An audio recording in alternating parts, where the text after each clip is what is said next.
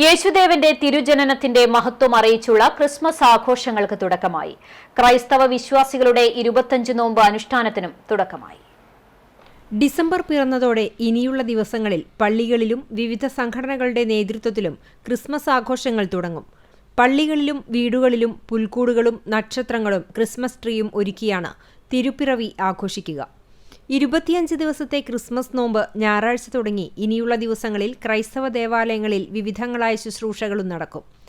Chalissery saint Peter's and saint Paul's യാക്കോബായ സുറിയാനി പള്ളിയിൽ ഉണ്ണിയേശുവിന്റെ തിരുജനനത്തിന്റെ മഹത്വം അറിയിച്ചുള്ള ആഘോഷങ്ങൾക്ക് ഞായറാഴ്ച തുടക്കമായി.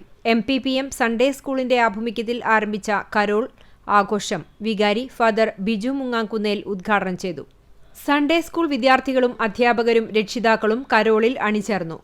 വീടുകളിലെത്തി ഗാനങ്ങൾ ആലപിച്ചു. ക്രിസ്മസ് പാപ്പമാർ മധുര വിതരണവും നടത്തി.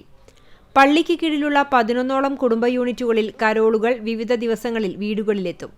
കരോളിന് വികാരി father Biju Mungamkunnel, trustee CU Shalamon, secretary Titus David, PTA president Biju PT, district inspector KC Antony, പ്രധാന അധ്യാപിക Sheena Milton, staff secretary Jinu Vinu, അധ്യാപകർ തുടങ്ങിയവർ നേതൃത്വം നൽകി. CCTV news, Perumpilavu.